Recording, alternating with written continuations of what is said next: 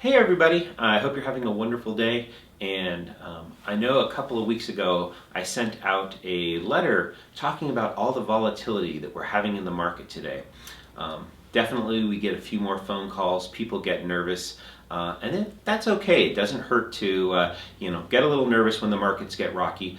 But at the same time, we need to really make sure that we don't let our emotions drive our decisions and make our decisions on information and data that the market's giving us rather than emotions. So I thought I'd take a little bit of time just to kind of dive a little deeper into the two headwinds that I talked about, and that's being inflation and the war in Russia. Let's look at the war first. Really, what does the war in Russia bring as far as an economic problem? And there's not much. The one thing that it does affect is energy. And I heard a really great quote recently that said, Putin has disguised a gas station as a country. And really that's the only thing that kind of comes out of Russia is energy. The deal is we really have, as a world, and especially as the United States, the ability to kind of offset that with a few changes. And so we'll have to see as things mount, will those changes take place and start to alleviate some of the pressure on energy? That will be one of the big questions. In all circumstances, for the most part though, the war is probably something that's very short term and more a speed bump in the road. There was a great quote sent to me recently by an article, or in an article, from one of my clients that talked about Warren Buffett and the fact that during war you never want to hold cash and you want to continue to buy stocks. And he looked at the fact that during every war, basically your dollar was always declining.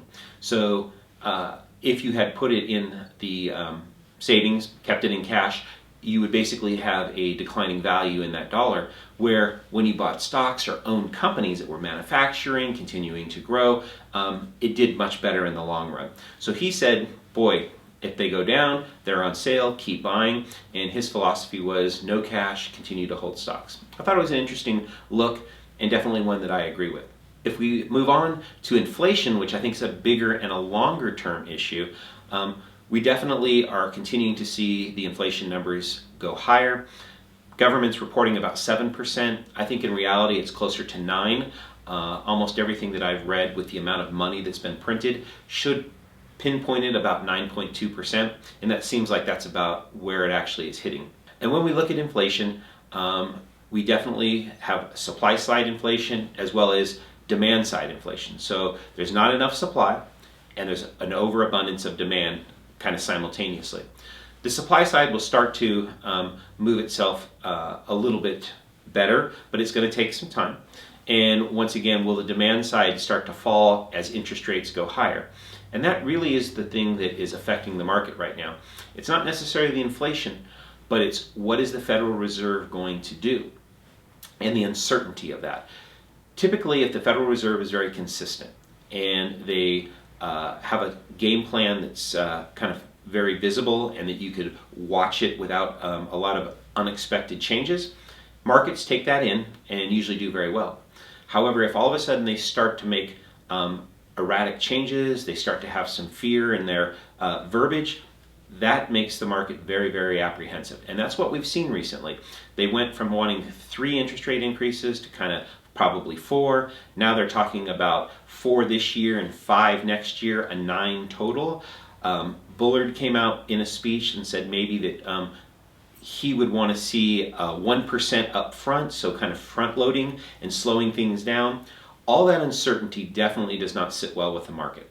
And so one of the things that we're really watching carefully is whether or not the Federal Reserve kind of puts a game plan in place, or are they more short-term thinking and kind of reacting to the news and the information that comes out. And that's probably having a bigger effect on the market than almost the war is, in my opinion. But it's something that, once again, we'll go through. We tend to get a little bit more defensive on our holdings and where we're at. But once again, it still makes sense to continue to hold a diversified allocation and not try to move everything into cash or safety at this point in time. We really have to look at the long term and make sure that we're staying focused on where we need to be and kind of not what's right in front of us right this moment. yes, sometimes we hit those little speed bumps that are right in front of us, but we don't want that to deviate us from where we really want to end up 10, 15, 20 years from now. A couple of other things I just wanted to touch on is that corporate taxes are due in March, so need to make sure that if you're one of our company holders that you're hitting that date, and that obviously personal taxes will be due next year.